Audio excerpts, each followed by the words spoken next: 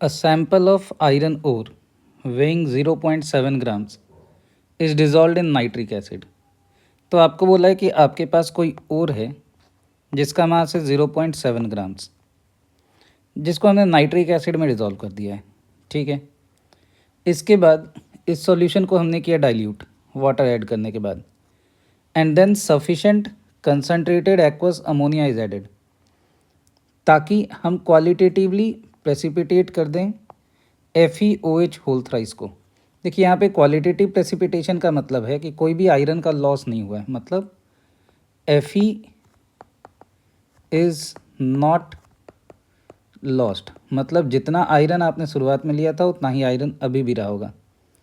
अब बोला है कि जो प्रेसिपिटेट आपका है इसको हमने कर दिया फिल्टर, इग्नाइट, और उसके बाद इसका मास निकाला, और जो इग्नाइट होने के बाद मास निकाला है वो मास एक्चुअल में आपको दिया है Fe2O3 का। मतलब आपके पास ओर था, आपने कुछ प्रोसेस किया, आपके पास एक सॉल्यूशन बना, सॉल्यूशन के बाद आपने इसमें NH3 पास कर दिया, जिसके कारण से यहाँ आपको एक प्रेसिपिटेट मिला है FeOH होल थ्राइस।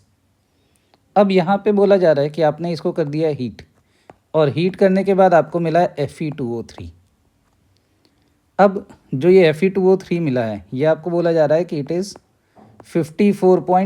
0.541 ग्राम्स। तो हमें बताना है कि इस ओर में परसेंटेज ऑफ आयरन कितना रहा होगा। तो ये जो परसेंटेज ऑफ आयरन है इसमें देखो बच्चों, इसमें जो हमें फाइंड आउट करना है इसके लिए हमें POAC ही लगा लेना चाहिए, क्योंकि आप देख सकते हो पहला रिएक्शन, दूसरा रिएक्शन, कुछ और भी रिएक्शन दिए हैं और हर एक रिएक्शन हमें आता हो याद हो कोई ज़रूरी नहीं है।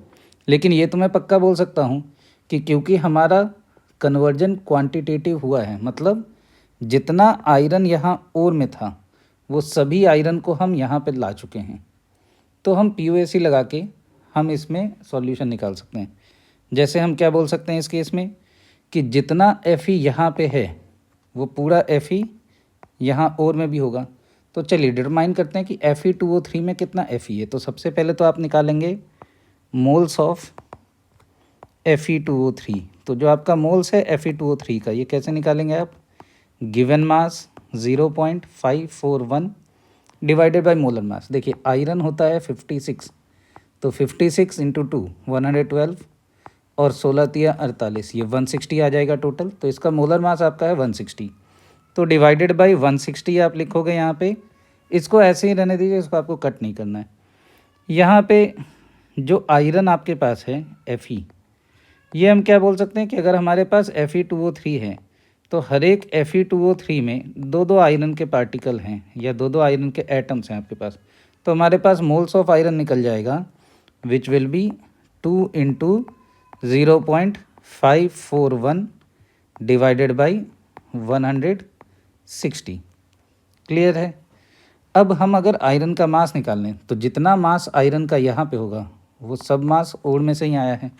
तो आपको क्या करना है कि बस मास ऑफ आयरन फाइंड आउट कर लेना है, which will be 2 into 0.541 divided by 160 into 56। तो यहाँ से आपके पास मास ऑफ आयरन आ चुका है। अब देखिए जब हम POAC लगाएंगे तो हम क्या बोलेंगे कि जितने आयरन के एटम्स यहाँ पे हैं वो सारा का सारा आपका ओर में होना चाहिए। मतलब कि जो आपका ओर है इसमें भी मास ऑफ आयरन कितना होना चाहिए, सेम इतना ही। Mass of iron will be 2 0.541 multiplied by 56 divided by 160, ये आ जाएगा। परसेंटेज कैसे निकालोगे आप, तो जो परसेंटेज ऑफ आयरन है ये हो जाएगा mass of iron divided by mass of ore multiplied by 100। चलिए तो इसको कैलकुलेट करेंगे तो आपके पास है 0.541 multiplied by 56 upon 0.7 160 multiplied by 100। तो यहाँ से अपने पास आ जाएगा कि 0.7 और 56 ये दोनों कट गया, 80 आ जाएगा। 80 यहाँ पे 2 आ गया और ये 2 कट गया, तो आपके पास आ जाएगा 54.1%। तो आपका जो ओर है उसमें आयरन की क्वांटिटी होगी 54.1%।